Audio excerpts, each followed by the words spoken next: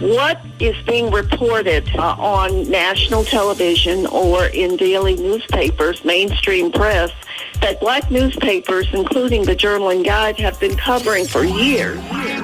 This is Blair Durham with Black Wall Street Today, your media hub for all things Black entrepreneurship, politics, news, and events in Hampton Roads and beyond.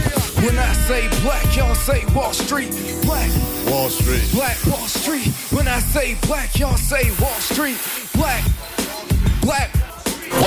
Welcome to this 87th edition of Black Wall Street Today with Blair Durham, sponsored by Apex Financial Group of Virginia, Milestone Mental Health Agency, as well as the COO Team. We will get to hear from two of our sponsors a bit later in the show. I want to thank you all so much for your feedback, particularly as we are undergoing the pandemic. I've been receiving a number of emails, phone calls, and notes via our social media platforms regarding the programming. Glad to know that it is benefiting you, and certainly want to just advise that you continue to send those notes. You can reach out to me directly at Blair, B-L-A-I-R, at blackbrand.biz, B-I-Z. Again, send your show ideas, questions that you might have, content that you might be looking for. Blair, B-L-A-I-R, at blackbrand.biz. We are changing focus a little bit. And of course, we've been looking primarily at business resources to empower you all during these times. Now we're going to shift a bit, and we're going to focus on a series that I've titled Best in Black Business. And in that vein, I want to encourage you to download our app. The Black Brand app is available on Apple as well as Android platforms. We've been getting a ton of calls, as you would imagine, about how to locate Black-owned businesses. And here in the last 2 to 3 weeks, we have added a number of businesses to our app that run the gamut. So again, I want to encourage you. It is a free download. It's available on Apple as well as Android, and it is simply Black Brand. So take a look there as you are looking for businesses to support both now and in the future, and we will connect with you that way as well. So to start our conversation today is one of my favorites. This is Miss Brenda Andrews. She is the publisher, owner, and CEO of the 120-year-old New Journal and Guide weekly newspaper. Brenda is guiding Norfolk's oldest Black business through a challenging media environment that is reframing the way people get their news and information. The Guide is a Hampton Roads institution that advocates for truth in news from the Black perspective. She's a native of Lynchburg, Virginia, and a graduate of California State University at Sacramento with degrees in English and psychology. In addition to her lengthy career as a Black press publisher, she taught school for a short time after graduating from college and served 4.5 years as a non-commissioned officer in the U.S. Army. She serves as national treasurer on the executive board of the National Newspaper Publishers Association, the NNPA, representing over 200 Black newspapers across the nation. In 2019, she was selected by her peers as NNPA Publisher of the Year. Welcome, Miss Andrews. How are you? Thank you. I am just wonderful, and I do appreciate the opportunity to share a few moments with you and your audience today, Blair. I am so glad to have you. You represent so much of what this show is about. And so let's just go ahead and start the conversation. Talk to us a little bit further about sort of the mission of the New Journal and Guide newspaper. Well, the Journal and Guide and all Black newspapers that are a part of our association, the National Newspaper Publishers Association, our mission was actually given to us in 1827 when the first I started to say African-American. However, I always have to remind people in 1827 we were not African Americans. We were Africans in America because we were still enslaved in most of the country. But in 1827, in the state of New York, the first black newspaper was founded, Freedom's Journal, and two publishers said at that time, for too long, others have spoken for us. Now it is time we speak for ourselves. And so 193 or whatever years beyond that point, we still operate. The Journaling Guide follows that mission that no one can or should tell our story outside of the black perspective. And we are committed to, and have been since 1900, making that a part of who we are. Wow, that's profound. Kind of ties right into my next question, pertinent to the significance of media in the black community in the current times that we're living in. So not just obviously the pandemic, but also where we're really confronting this issue of racism head on. How do you see the Guide and the other newspapers that are a part of the association participating in or moving along this effort?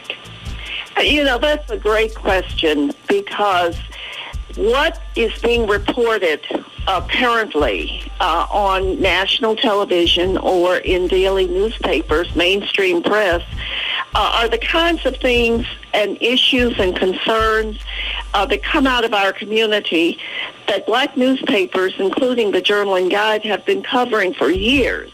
Right. It's a good thing to have that national exposure. You know, if you go back to the civil rights movement, when we could actually see on the television screen fire hoses and dogs attacking children and black people as they were seeking just the right to vote, just first-class citizenship, just the right to go to the schools that they chose to go to. It was when the national press put that before the American public and the world that people truly began to understand. And we're seeing that currently as well. I think what we see today is very important to get people to understand what they can't or refuse to understand when it's not smack in their faces. The black press has been telling these stories, and the interesting thing, Blair, is that there's going to come a time, a moment, I don't know when, but the cameras from CNN, the cameras from MSNBC, the daily newspapers across the country are going to grow weary of telling our story as if they could actually tell our story, but they're doing as good a job as they are positioned to do, I might add. But when that happens, who will continue to tell the story? It's going to be the black press. And the good thing about the black press in the 21st century is that we understand that print is not the only way to reach people. And so many of our newspapers, and the Journaling Guide is also moving in that direction as rapidly as we can. You know, we're on all forms of social media. You yourself, your organization has an app. Many black newspapers have apps. They have podcasts. They have many different ways to get the information that we have been giving since those two black men in New York in 1827 said, for too long others have spoken for us. So technology is working for us. And I believe fully that there will always be a need for black people to tell their own story. You know, our story is so much broader and so much more than protest, although that's a significant part of it. Our story is also about overcoming odds and moving into positions there's the love of being African American that comes out of black press and black media that will continue to occur after the cameras that we now see are shut down. Wow, great point. Ladies and gentlemen, if you've just tuned in, this is Blair Durham with Black Wall Street Today, talking today with Brenda Andrews, who is the CEO of the New Journal and Guide, the oldest black newspaper in the country. And we are sharing, we're sharing about the impact of media in our community. I want to ask you this question, Brenda. Black Brand is undergoing a 150-year planning process, and the goal is economic equity. And one of the pillars focuses squarely on media and technology. We really believe that this idea of creating and sharing our own narrative is definitely going to be part and parcel of how we sort of move the needle, right, and close some of these gaps. Is that something that you could agree to, looking at it from an economic vantage point? Absolutely. Let me just make one little correction. We are the oldest African-American newspaper in the state of Virginia and the third in the country, which still is a lot of history. Yeah, so, a ton of history.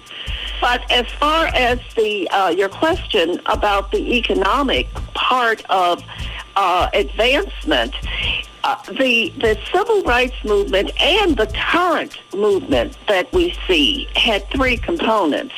The first, so far the current movement has not addressed that third component, but we protest and we demonstrate, we march, we get out there. But the economic component, the third component that came out of economic boycotts, was a very, very important part of the civil rights movement of the past, and it will have to be an important part of the Black Lives Movement if it's going to be successful. In order to do what needs to be done, and what needs to be done is self-empowerment, not necessarily, definitely making sure that the resources, that the ability to open businesses and to generate revenue, to run businesses, to allow us to do what and how it needs to be done for our community. All of those things are important and costly, and it won't happen without economic ability. And so your 150 plan, and I did attend your program that you had last year where you announced that. I think it's a great idea. I want to know more about it, because one of the shortcomings that we have as a people is the lack of strategic planning and the lack of making sure that we have short-term goals and long-term goals. And when people hear 150, wow, that's a long time. That's a really long time. However, the world continues, and I'm not so sure that it's going to continue. Oh, you sound like me now. I was almost opposed to it for that reason. Yeah, but if the world continues, and we're going to assume the world will continue, we may not be a part of that world. However, there will come a time when what we do today will affect what is happening then. That's why the black press has been so very important in the past, and why it's so very, very important now. Because what we do in 2020, how we create the history, how we create what is happening and tell that story will be a part of 50 years from now, 100 and 150 years from now. And so I applaud you for being ambitious in that thinking. We need to enlarge our thinking beyond survival, which is a word I truly do dislike very much, because we have survived. Now it's time to move beyond that and move beyond that mentality. And the only way to move forward and to move beyond today is to think big. You know, I tell my any young person that I have a chance to talk with, think big. It might sound like it can't happen, but it won't happen if you don't envision it, because everything starts with a thought. That's how things are created. Good point. Man, I'm thinking about the plan, and I'm thinking about ways that we probably need to work together in developing it in light of just your vantage point and so forth. So I will certainly close the loop on that so that we can talk further. Absolutely. Yeah. I want to ask you this. COVID has no doubt impacted all business. And I know that it likely had an impact on the New Journal and Guide. What was that impact, and kind of what were you forced to do in order to maintain your mission? Well, I had to make a very, very heartbreaking decision that I would actually cease publication for a 6-week period. And the purpose was in order to come back stronger. One of the reasons that the COVID-19 disruptions and the COVID-19 disparities in health have come about is because many black people are at risk of health issues such as high blood pressure, diabetes, you name it, we've got it. And so when you have a pandemic that the world has never seen and prayerfully will never see again, when you have that kind of pandemic, you have to look at your at-risk factors. And the Journal and Guide and many black businesses are at risk. We're at risk of not just the Journal and Guide, but many black businesses are at risk of going from 1 month to the next month to the next month.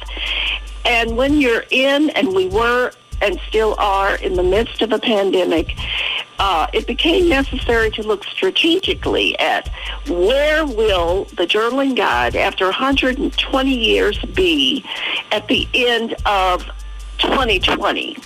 And so looking at it realistically, looking at my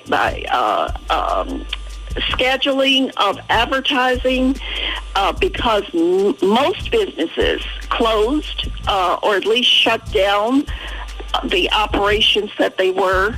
Advertising nosedived for all media. And so for the Journal and Guide, which was already at risk, we became susceptible to being victimized by the virus. And so it was necessary to make a decision, which I thought and prayed over very, very much, because the Journal and Guide over 120 years has survived. We survived the Spanish pandemic, flu pandemic. We survived World War I, World War II, Korean War, every war. We've survived Jim Crow. We've survived the era of lynchings.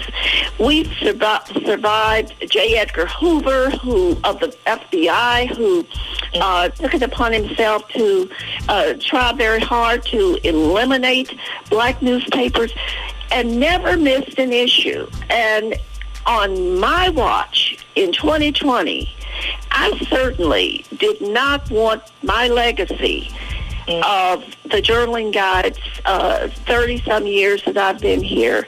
I did not want my legacy to be that COVID-19 victimized the Journal and Guide when Jim Crow and J. Edgar Hoover and World War I and World War II and so forth and so forth and so forth had not done that. So the closure for a short time. Brenda, we got to take a break. Oh, this is so good, though. Brenda, will you promise me that you're going to come back on our show? I do, Blair. We've got to finish this conversation. That I had 20 minutes of talk in me, but as you can see, you've got an hour. We'll talk more, though. I want to thank you so much for coming on Black Wall Street today, and we will be back in just a few moments with Money Talk.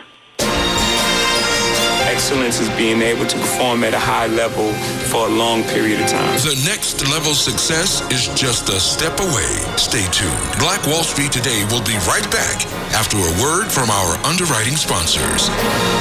When the conversation is good and the friends are even better, you'll find a wine that brings it all together. Shoe Crazy Wine. Remember that name. Shoe Crazy Wine. Available at Costco, Kroger, and these other fine retailers. We know you love jazz music, so let's try some jazz music with a little R&B flavor. Baby, baby, I'm falling in love. You got me falling in love. You made me. What about some jazz music with a little trap flavor?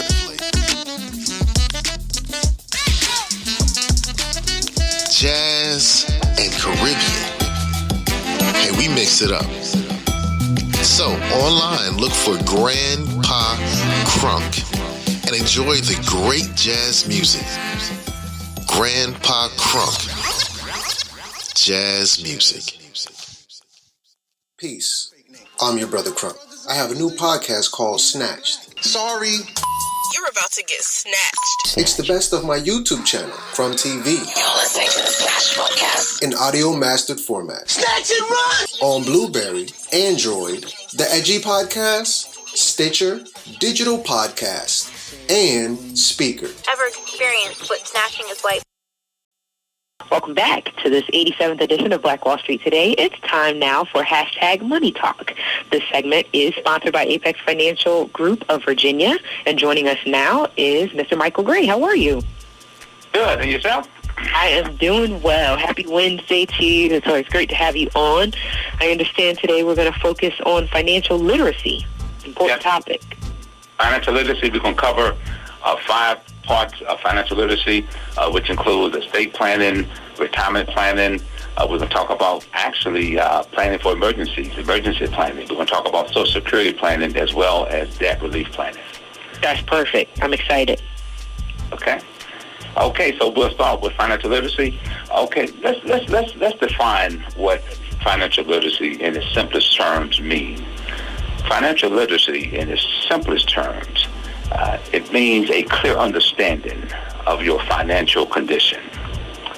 A clear understanding of your financial condition. Notice the word clear understanding. There's a difference between reality and perception. Reality is real.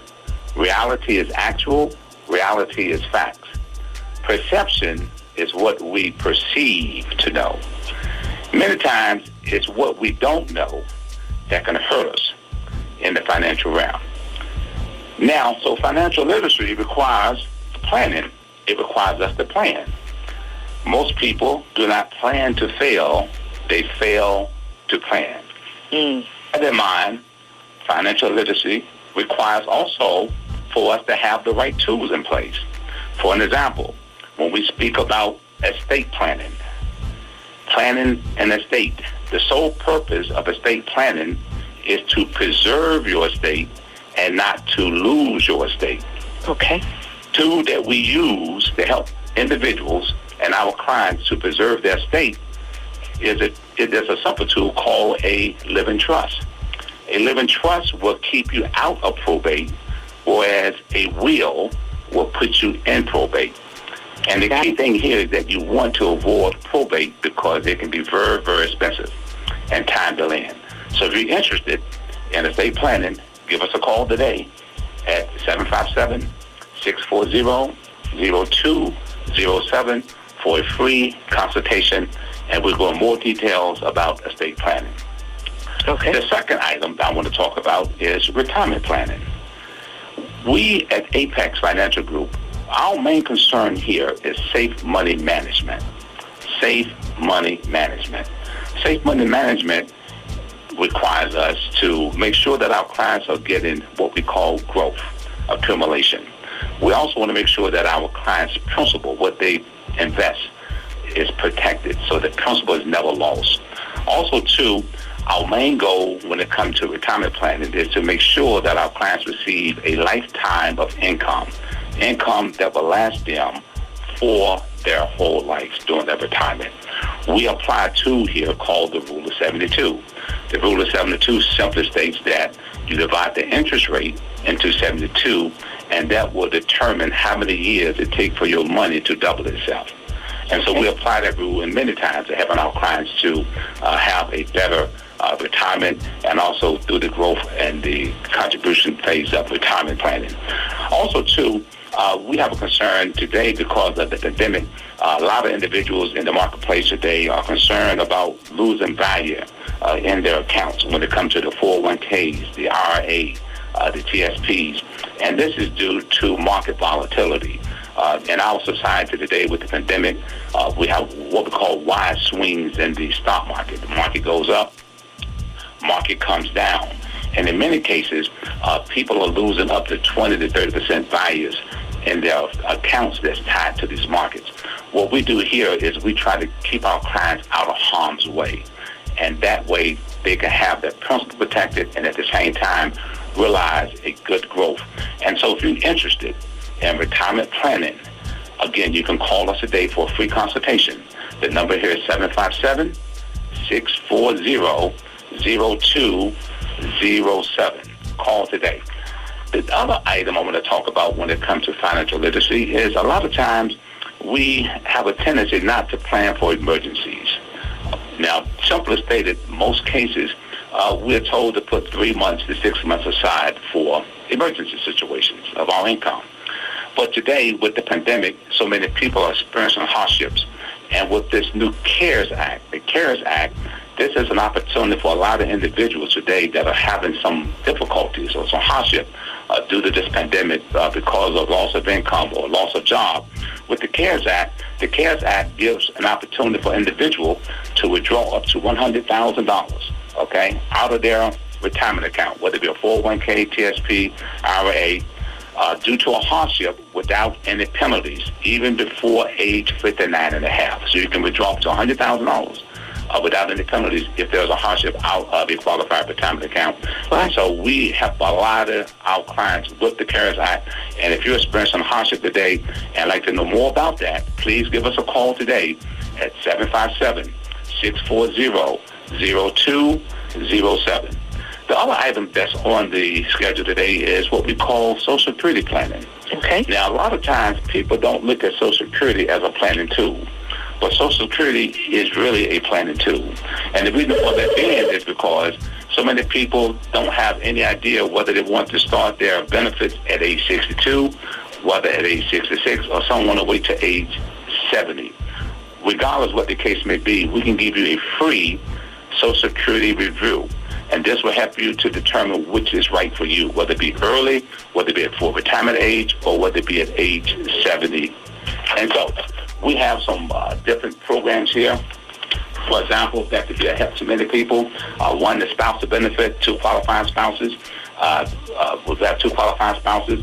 The spouses with the highest amount of PIA, which is the Department Insurance amount, or Social Security benefit, can get up to half of the other spouse's retirement if their benefits are lower than the spouse.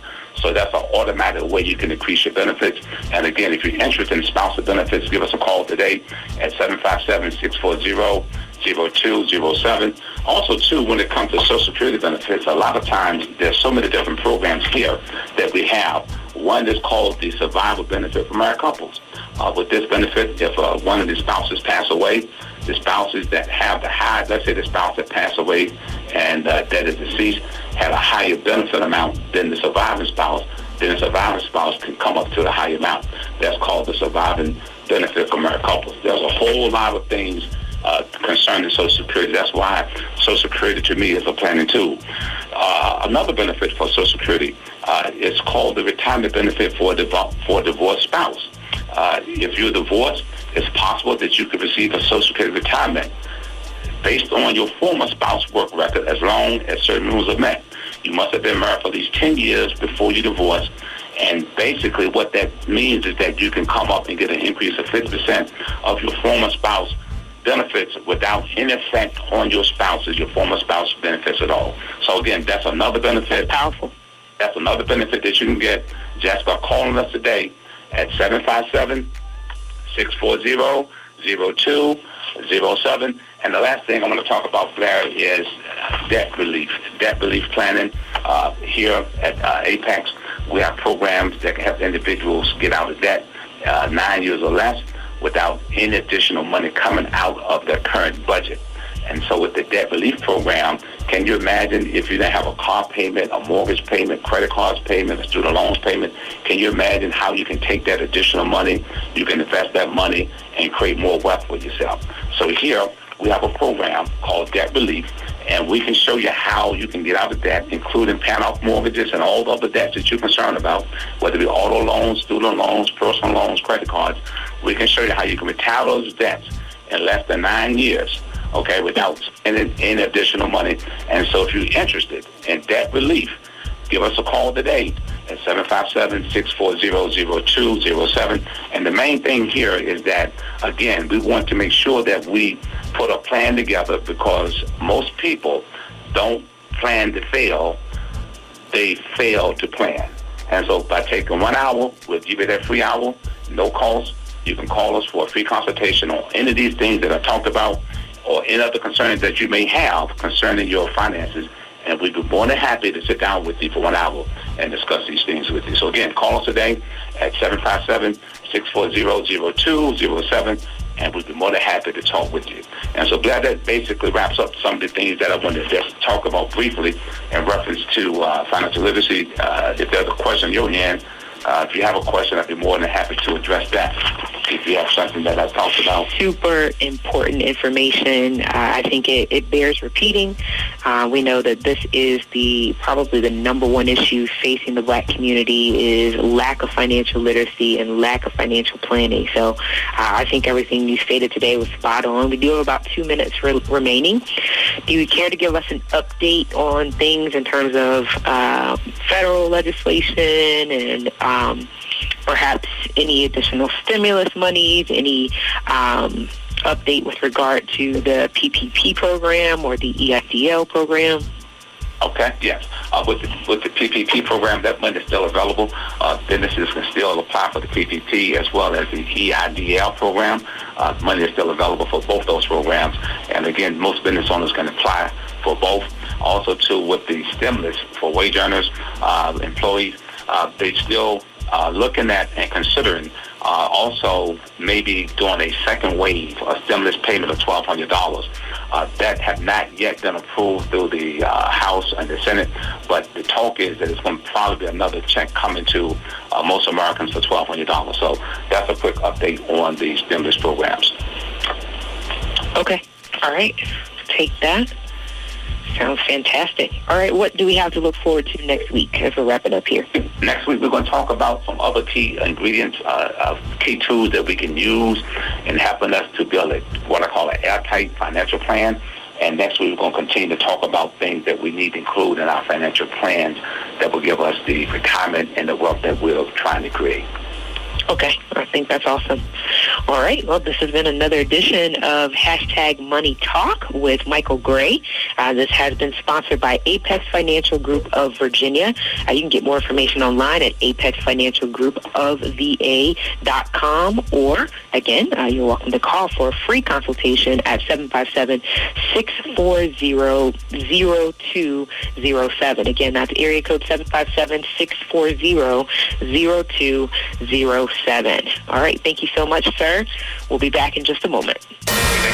The biggest financial asset that you have going for you by miles is the value of your own earning power over the years. If you fail to plan, you're planning to fail. More important business insights are on the way. Stay locked in. Black Wall Street Today will be right back after these messages. Hey, this is Seiko, DJ Seiko Varner, the producer of this podcast. So when I'm not producing podcasts, I'm actually DJing wedding receptions, corporate events, proms, other formals, and I would love to take care of your special event. So our company is Positive Vibes Incorporated, www.positivevibes.net. That's www.positivevibes.net. We've been performing for over 25 years, and we would love to bring our expertise and our fun to your special event. Positive Vibes Incorporated, www.positivevibes.net. Peace and prosperity. And now, more Black Wall Street Today with Blair Durham on Smooth 88.1 WHOV. Welcome back. It's the 87th edition of Black Wall Street Today with Blair Durham. Our focus today, this is Volume 1 of Best in Black Business. I'm so excited to have one of our sponsors on the line for our final segment. She is none other than Miss Lori Ruffin, the CEO and founder of the COO Team. She's super passionate about helping visionary leaders fulfill their purpose and focus on their passion, utilizing her corporate, national, and international nonprofit experience to help small businesses and nonprofits get the operating systems they need to grow and expand. Welcome, Lori. How are you today? I'm doing well, Blair. So glad to be with you as always. It's always super on point. And so I know today we wanted to just kind of have a general conversation about the importance of strategic planning. I know for me, when I'm thinking about a lot of the small businesses that we work with and that access to capital issue, it typically it points right at sort of the lack of a strategic plan. So I want to hear from you. What are you seeing as you are empowering business owners and nonprofits to create the strategic plan? How are they utilizing it to the benefit of their communities? Yes, definitely. Well, so Blair, what I find is that oftentimes leaders of nonprofits, especially founders, are visionary types. They are folks that see things before they materialize. They are pioneers. They have a knack for creating something out of nothing, and they have huge ideas and dreams and concepts. Yeah. Sometimes one of the challenges that they face is translating those big ideas into strategies and then the bite-sized steps that lead to successful execution and implementation. And that's what a strategic planning process does.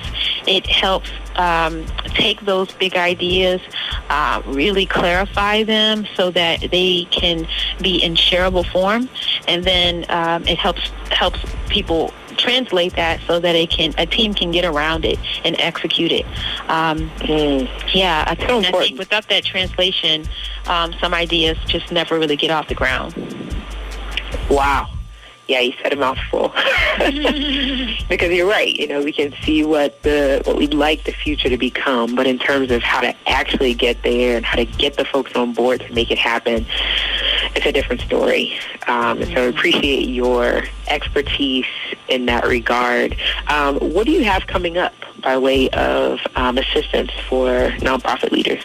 Yes, so the COO team really saw that after working with high net worth donors and just really being in a community of philanthropists, saw that there needs to be a process for organizations that don't have rhythms of doing strategic planning. There needed to be a way for organizations to be guided through a process. If people, sometimes organizations have board members that will lead them through that. Other times they may hire a consultant that can come in for a season. That can get quite pricey. Our goal was to create a mechanism for leaders to get the strategic plans that they need, but at an affordable rate and through a communal process. So we developed a strategic accelerator called the COO Team Strategy Academy. And what we do is we bring together organizations to really walk through a step-by-step process to build their strategic plan. Each week, we do some training, and we provide a framework and a workbook and guidance so that each organization can really clarify three things: their scope, and then their strategy, and then their systems for how they will implement their strategic plan. Scope, strategy, and systems. Yes. So we actually, we just launched our next round this week, and we are still accepting applications for organizations that might want to go through it. It's a 90-day process. We felt that it's important for us to not let the time be so long that organizations can't commit to it, but then to give it enough time for leaders to really dig into the nuts and bolts of their organizations, to make some critical decisions after having really thoughtful discussion around what they need to do as an organization. So I love it that we are able to guide folks through a process so they don't have to either Google it and say, well, I need to do a strategic plan, but where do I get started, and feel like they have to do it themselves. We're able to help with that lift. Yeah. Interesting, particularly in thinking about COVID-19, right? And where a lot of organizations have found themselves, it's an interesting space because their need to exist has been highlighted, right? But their capacity has been somewhat diminished. Yes. How do you see yourself kind of filling that gap? Absolutely. So, this is kind of, it highlights really the importance of having a strategic plan to begin with. So when organizations are kind of doing the work, they're busy, rolling up their sleeves, but shooting from the hip without a plan, when you have unexpected disruptions like COVID-19 that limit some of what you can do, it kind of sends organizations for a tailspin because there's not a guiding principle or a guiding there's not a guide for what they're doing, why they're doing, who they're doing it with, and so it ends up being so disorienting. So what we're inviting people to do is to pause and check in. So if you have a strategic plan, most likely some of it is out of date and irrelevant because the landscape has changed. And for those that don't have one, it's now time to get real crystal clear on what you're doing, who you are called to serve, who are some potential partners that you can team up with. What I find is that these heavier and more in-depth questions are questions that people usually don't ask in day-to-day life. You know what I mean? They're busy executing, busy running program, busy fundraising and doing development. But when crisis comes, it kind of can show that we may actually have some gaps within our organization. Yeah, so vulnerability. Exactly. And so it's almost like the process itself provides an opportunity for organizations to take inventory of where are we? Yeah. Where are we strong? Where are we weak? What are the opportunities that have now emerged because the landscape has changed? And what are the threats that could really blindside us if we don't stop and take a look at them? Weaknesses and threats need to be mitigated, and opportunities need to be seized, because I've heard this statement. I think it makes me chuckle every time I hear it, but opportunity is like a bald-headed man with a long nose. You've got to catch him while he's approaching you, because afterwards you can't grab it once he's walked past. And, oh, wow. Yeah, isn't that kind of like a neat word picture? It is. So I say, instead of being head down, totally engrossed in the work, it's good to lift up our eyes, look at all of the elements methodically of our organization, and then make some decisions. Clarify and make some decisions so that not just you, but the team that you serve can execute. Wow, it has me thinking about the first interview we sat with Brenda Andrews, who is in charge of this incredible newspaper, been around for 120 years. It's the third oldest black newspaper in the country. And you think about 120 years, what all the newspaper has survived. And she talked about how she did not want it to be a part of her legacy that the newspaper would no longer exist and be defeated essentially by COVID-19, right? So she had to make a tough decision to suspend distribution for 6 weeks so that, so that it could go on past that point. What a critical moment for her as a leader, right? So I hear and feel what you're saying, in terms of the decision-making process that I know many are undergoing, that I'm undergoing with regard to the work. And I appreciate that. I hear you saying we hold hands through this because we recognize this is not easy. It's not. And even as we look at, the various phases, right? Phase 1, phase 2, phase 3, is that part of how you're helping business owners and community leaders to navigate as well, getting super specific about, how we re-engage? Yes. Yeah. Yes, definitely. Yes. And what I find is sometimes because of our passion, because of our love for the work, we can get so close to it that we no longer really have eyes to see things critically. There's a really great book called Necessary Endings. It's by Dr. Henry Cloud, and in that book, he talks about how sometimes you have to prune.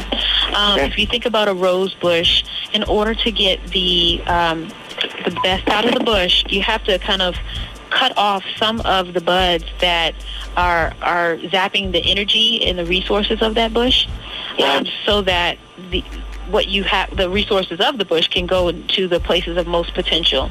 And what happens is, as leaders, when we we fall in love with different parts of our services or our products or even certain partnerships or ways of doing things, because we've always done them that way, we can end up holding on to them into obsolescence.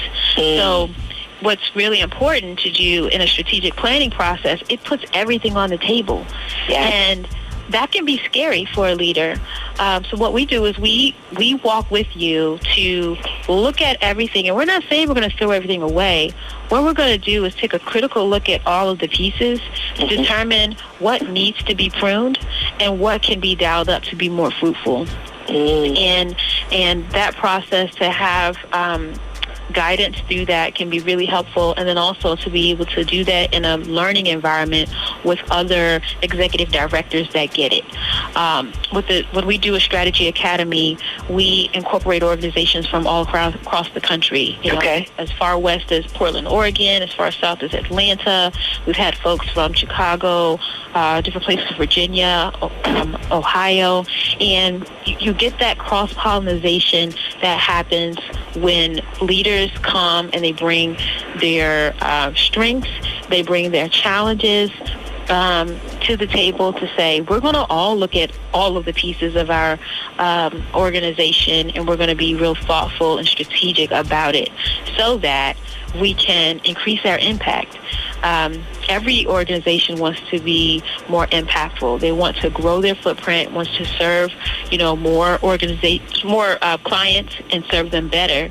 But that does not happen without reviewing, all of the elements in figuring out what needs to be improved, what needs to be pruned or adapted, so that again, you can capitalize on the opportunities, mitigate the weaknesses, avoid the threats, and really leverage your organization's strengths. The other thing, too, I think, is this is a really unique time. We are definitely in a cultural moment where a lot of kind of underlying things have kind of simmered and boiled to the surface. And so I would say that the organizational landscape is different for that reason, in addition to the pandemic. And so this is a time for us to really take inventory of what do we have to offer, and how can we best leverage what we have for now. And so I'm really calling all leaders to be strategic. Like, don't just be in the moment, but be strategic so that this time can be leveraged for greater impact and greater service in your respective areas. Yeah. In the 2 minutes that we have remaining, I know it always goes by super quick when we're on the air together. Please share how it is that you can be reached, and how we can connect to the Strategy Academy. Yes. So we can be reached through the COOteam.com, the COOteam.com. On our website, we enable anybody who's interested in having a initial conversation. We can hop on a Zoom call or a phone call and really talk through your organization's challenges and opportunities, and really think through how you can navigate those. And then also, quite practically, we are starting our Strategy Academy Accelerator. And so if anyone is listening and does not have a strategic plan, or has an outdated strategic plan, or might be kind of reorienting themselves due to the pandemic and or this kind of cultural moment that we're in as a nation, sign up for a time today. We do a 30-minute strategic session for all applicants, just to make sure that it's a good fit for them, and that they are a good fit for the accelerator, and we can move forward. We exist to help leaders lead and build their capacity. So that would be the best way on the COOteam.com. The COOteam.com. The COOteam.com. Man, Lori, I'm so excited that you exist. Seriously, it just gives testament to the fact that, we need each other. We always need each other. We need each other even more so now. And so glad that you are here, and very grateful for the work that you do. Thank you. Well, thanks so much, Blair. I appreciate you, and I appreciate this wonderful radio program. Yes, indeed. Well, I want to definitely shout out our guest for today, Ms. Brenda Andrews with the New Journal and Guide publication. Thank you so much for appearing on our show. Certainly our Money Talk segment with Apex Financial Group and Mr. Michael Gray. The financial literacy tips were important and spot on. And then, of course, Lori Ruffin, thank you so much for the work that you do with the COO team. And thanks for tuning in to Black Wall Street Today, where we're building minds, we're building connections, and we're forging the path ahead toward business success in the Black community. We'll look forward to talking next week. Stay with us online at Black Wall Street Today on Facebook and Black Wall Street Today on Instagram, and then follow us on Twitter as well at BWST Today. We look forward to talking again next week. Have a wonderful week. I have said, and I will continue to say, that the most important priority for the Black community is the Black community, not a particular political party. Phenomenal. Hey, yo, when I say Black, you say Wall Street. Black Wall Street. When I say Black, you say Wall Street. Black. When I say Black, you say Wall Street. Black. When I say Black, you say Wall Street. Black Wall Street. Black Wall Street.